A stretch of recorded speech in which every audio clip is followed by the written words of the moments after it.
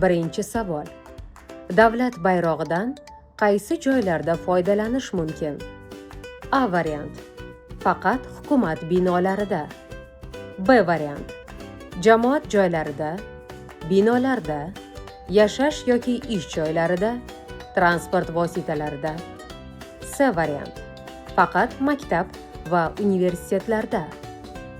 Ikkinchi savol. Davlat bayrog'i tasviri tushirilgan belgidan tijorat, ya'ni pul ishlash maqsadida foydalanish mumkinmi? A variant. Ha, agar mahsulot chiroyli chiqsa. B variant. Yo'q, lekin hurmat bilan kiyimni bezatish yoki tegishlilikni ko'rsatish mumkin. C variant. Ha, chet elda sotish uchun mumkin. Uchinchi savol. Quyidagi holatlarning qaysi birida davlat bayrog'idan foydalanish mumkin emas? A variant. Bayramlarda yoki xalqaro tadbirlarda. B variant.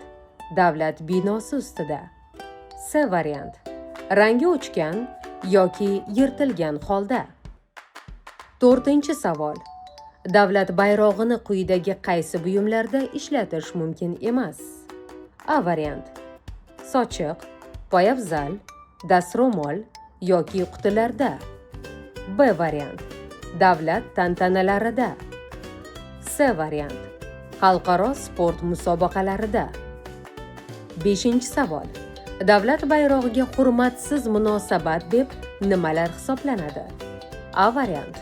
Uni stol ustiga yoki oyoq ostiga to'shash. B variant. Uni devorga ilib qo'yish. C variant. Uni rasm darsida chizish. Oltinchi savol.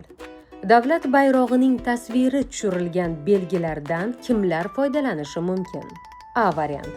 Faqat davlat xodimlari. B variant. O'zbekiston Respublikasiga tegishli jismoniy va yuridik shaxslar xalqaro tadbirlarda. C variant. Faqat sportchilar.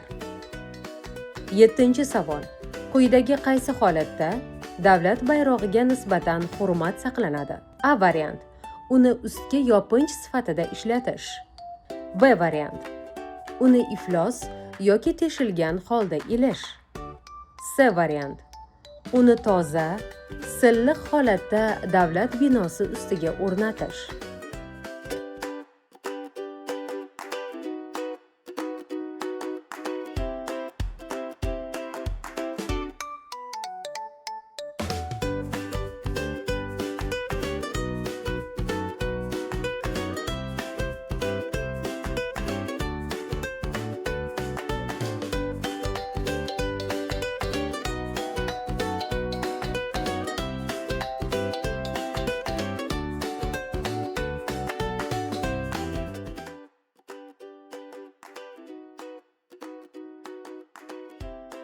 Davlat bayrog'idan qaysi joylarda foydalanish mumkin? To'g'ri javob B variant. Jamoat joylarida, binolarda, yashash yoki ish joylarida, transport vositalarida. Davlat bayrog'i tasviri tushirilgan belgidan tijorat, ya'ni pul ishlash maqsadida foydalanish mumkinmi? To'g'ri javob B variant. Yo'q, lekin hurmat bilan kiyimni bezatish yoki tegishlilikni ko'rsatish mumkin. Quyidagi holatlarning qaysi birida davlat bayrog'idan foydalanish mumkin emas? To'g'ri javob C variant. Rangi o'chgan yoki yirtilgan holda. Davlat bayrog'ini quyidagi qaysi buyumlarda ishlatish mumkin emas? To'g'ri javob A variant. Sochiq, poyabzal, dastro'mol yoki qutilarda. Davlat bayrog'iga hurmatsiz munosabat deb nimalar hisoblanadi? To'g'ri javob A variant.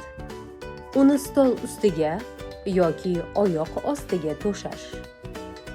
Davlat bayrog'ining tasviri tushirilgan belgilardan kimlar foydalanishi mumkin? To'g'ri javob B variant. O'zbekiston Respublikasiga tegishli jismoniy va yuridik shaxslar xalqaro tadbirlarda. Quyidagi qaysi holatda davlat bayrog'iga nisbatan hurmat saqlanadi? To'g'ri javob C variant. Uni toza, silliq holatda davlat binosi ustiga o'rnatish.